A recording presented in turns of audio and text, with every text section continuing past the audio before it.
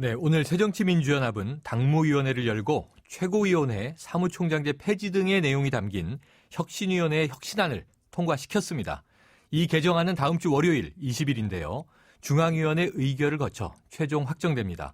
새정치민주연합 이대로 완전히 바뀌는 모습을 과연 보여줄 수 있을까요? 정면 인터뷰 새정치민주연합 혁신위원회 정채웅 대변인과 함께합니다. 안녕하세요. 예, 안녕하십니까. 네, 오늘 당무위원회에서 통과된 내용이 지난주에 발표한 2차, 3차 개혁안이죠? 예, 맞습니다. 네, 그러면 개혁안이 발표되면서 사실은 지난주부터 상당히 논란이 많기도 했는데요. 예. 연이어서 발표된 개혁안의 가장 핵심적인 내용 뭐라고 보고 계세요?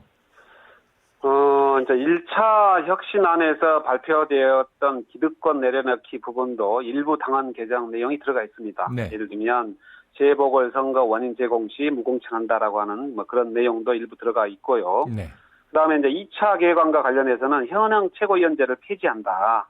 그다음에 사무총장제를 폐지하고 선출직 공직자 평가위원회의 구성과 운영 방안에 관한 3가지 혁신안이 담겨 있었습니다. 2차 개혁안에는요. 그다음에 3차 개혁안에는 종이당원, 선거용 당원을 정비하고 그다음에 당비 대납을 금지하고 대의원을 당원에 의해서 선출한다. 그리고 이제 선출직 대의원의 구성 비율을 상향하고 그다음에 이 당직자에 대한 상시적인 당무감찰을 위해서 당무감사원을 설립한다는 그런 내용들이 담겨 있었습니다. 네. 그런데 애초 지난주에 발표됐던 안에서요. 예. 지금 최고위원회 폐지를 담은 혁신안은 오늘 당무위원회 안건에서 제외되지 않았습니까? 제외된 것이 아닙니다. 제외된 것이 아니고요. 원래 그 최고위원제 폐지는 그 폐지에 따른 당헌 개정 작업이 방대하고요. 그다음에 이제 최고위원 폐지에 따른 새로운 지도 체제에 대해서는 어떤 정밀한 그 검토가 필요하고, 그다음에 이제 공청회라든가 토론회 등을 거쳐서 공론화 과정도 필요하고 또 애국의 사례를 연구하는 것도 필요하기 때문에 일단 현행 계파 갈등의 원상처럼 보여지는 현행 최고위원제를 폐지하는 것이 맞다라고 하는 방위성과 필요성에 대해서 의견을 함께한 겁니다. 그리고 이제 이 최고위원제를 폐지하고 그에 대한 대안은 이제 9월 중앙위원회에서 당헌 개정 작업에 의해서 통과되는 거고, 이제 혁신위에서 제안했던 그 제안 내용이 원안대로 다 통과된 겁니다. 지연된 것은 아닙니다. 그에 대한 오해가 없겠으면 합니다. 제외는 아니고 예. 일종의 유보다 9월에 처리될 것이다. 유보된 것이 아닙니다. 유보된 것이 아니고. 유보도 아니고. 최고위원제를 폐지한다는 것에 대해서는 이제 그 당위성과 필요성에 대해서는 모두 공감하고 동의하지만 당헌 개정 작업은 원래 9월 중앙위에서 하도록 되어 있다는 이야기죠. 그러면 9월에는 이 내용이 이 당헌 개정에 반드시 포함될 걸로 보시는 거죠? 예, 물론이죠. 네, 그렇다면요. 지금 이 개혁안을 두고 여러 가지 논란과 지적 중에서 제일 핵심적인 것이요. 당 대표에게 권한이 너무 집중되는 것 아니냐 이런 이야기인데 어떻게 보세요? 혁신위원은 한 사람이고 대변인으로서 이런 말을 들을 때마다 참 안타깝다는 생각이 드는데요. 혁신위에서 마련한 그 최고위원제 폐지라든가 사무총장제 폐지라고 하는 것은 당 대표의 권한을 합리적으로 견제하고 또한 집행의 효율성과 신속성을 확보하자는 차원에서 마련된 것입니다. 현행 최고위원제를 폐지한다는 것이지 어떤 대표성을 갖는 의결기구에서 대표를 견제하는 체제를 폐지하자는 이야기가 아닙니다. 결코 그런 게 아니고 현행 최고위원제는 전당대회에서 이제 다득표자 순위로 선출되기 때문에 전 당원을 대표하고 있는데요. 전 당원을 대표하다 보니까 자기가 분명하게 책임을 지면서 대표하는 영역이 현실적으로는 존재하지 않습니다. 예를 들면 자기의 지역이라든가 부문이라든가 계급 계층이라든가 이런 것들이 분명하게 대표되지 않다 보니까 이제 최고위원회에서의 이 갈등이 주로 그 권력의 배분 문제, 즉 당직의 문제로 발생을 하게 되죠. 그렇죠. 그런데 이 대표위원들이 자기가 대표하는 지역이 분명하고 권역이 분명하고 노동, 농민, 청년, 노인 이런 세대가 분명하고 여성, 남성, 성별이 분명하다면 그 대표성을 갖는 집단의 이해관계를 반영하는 어떤 발언을 할 수밖에 없는 거죠. 그렇다고 한다면 논의와 갈등의 기본 축이 당권의 배분 문제에서 정책의 문제로 전환될 것이고, 그렇다고 한다면 이 민생 중심 정당으로 가는 데 있어서 가장 기본적인 게 의결 구조의 대표성을 변경해야겠다라고 하는 문제의식가 해서 현행 최고위원제를 폐지하고 네. 권역이나 지역이나 세대별 대표자로 의결기구를 구성하자. 이렇게 네. 이제 혁신안이 마련된 대변인님 겁니다. 지금 혁신안 내용을 설명 주신 것은 이제 예. 충분히 이해되는 내용인데요. 예, 제가 예. 아까 질문 드렸던 내용은 당 외뿐 아니라 당 내에서도 나오는 지적이 지금 예. 계파 갈등 해소를 위해서 혁신위가 활동하고 있는 게 또 주요 목적 중에 하나이지 않습니까? 예. 그런데 이제 이번 개혁안이 당대표에게 권한이 너무 집중됐다라는 이 지적의 내용을 보면요. 예. 선출직 공직자 평가위원회 위원과 5개 예. 본부장 임명 권한을 예. 당대표에게 준다. 이 내용이 예. 인적 쇄신에 직접 연관돼 있기 때문에 파장이 예. 지금 큰 것으로 보이거든요. 그러니까 이 예. 대목은 어떻게 보시는 건가요? 이에 대해서도 이제 논의가 있었습니다. 네. 뭐냐면 그 선출직 공직자 평가위원회의 위원장과 위원회 선임 권한을 뭐 이제 혁신위에게 줘야 된다라는 뭐 그런 이제 일부 견해도 있었고, 네. 아니면 혁신위는 그 혁신안을 내오는 권한만 가지고 있는 것이지 무슨 인선 권한이 어디에 있느냐라고 하는 이런 의견도 있었죠. 네. 근데 그 현행 당헌상 그리고 법률상 평가위원회의 위원장과 위원은 당대표가 임명할 수밖에 없습니다. 네. 당대표가 임명하는 방법 외에 다른 방법은 법률적으로 존재하지 않습니다. 그래서 물론 이제 혁신위원회에 그 인선을 넘겨서 혁신위원회에서 이러이러한 사람이 위원장으로 되고 위원이 됐으면 좋겠다라고 의견을 줄 수는 있겠죠. 네. 그러나 최종적으로 임명하는 임명권은 당대표에게 있는 거고 당대표가 이 사람 못하겠다라고 그 사람은 끝나는 겁니다.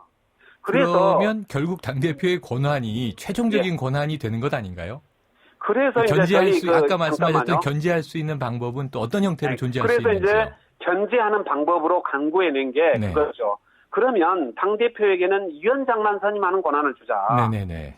당대표에게는 위원장만 선임하도록 하고 그 위원장이 위원을 추천하면 네. 특별한 사정이 없는 한 당대표가 그 위원을 임명하도록 하자. 네. 이 방안이 현행 당헌상 당대표의 권한을 존중하면서도 당대표의 권한을 견제할 수 있는 합리적인 방안인 것 같다. 네. 라고 해서 위원장은 당대표가 임명하고 위원장의 추천을 받아서 당대표가 임명한다. 그리고 현행 당규상 최고위원회의 심의와 의견을 거치는 건 너무나 당연한 겁니다. 네. 당연한 것이어서 그 말은 안 냈던 것이고요.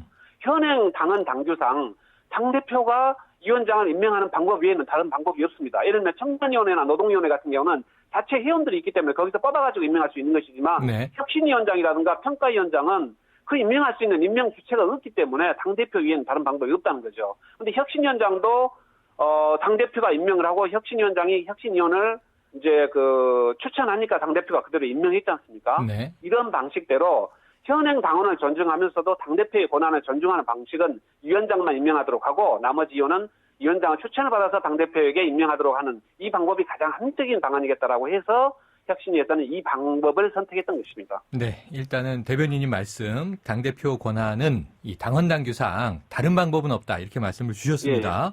예. 자, 그 외에도요, 조금 전에 말씀 주셨던 3차 개혁안에 담긴 내용인데 지금 이 과거에 흔히 진성당원 이렇게 부르지 않았습니까? 그러니까 당비 대납이라든가 이제 유령당원 사태를 방지하기 위해서 정말 당비를 납부하는 당원들로 이 당원들을 정리한다 이 말씀 주셨고요.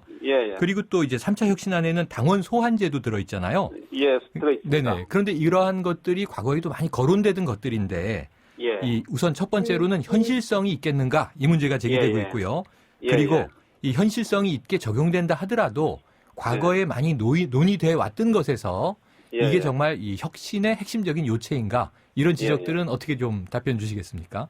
이 당원 소환제는 원외형 정치개혁 실천위원회 그리고 그 이전에 여러 혁신안에서도 이제 논의되었던 내용입니다. 네. 이제 당원 소환제라고 하는 건 현실적으로 소환이 이루어지냐 이루어지지 않냐라고 하는 측면도 있지만 당원이 선출직 공직자를 소환할 수 있는 가능성을 마련했다는 점에서 일단 의미가 있는 거고요.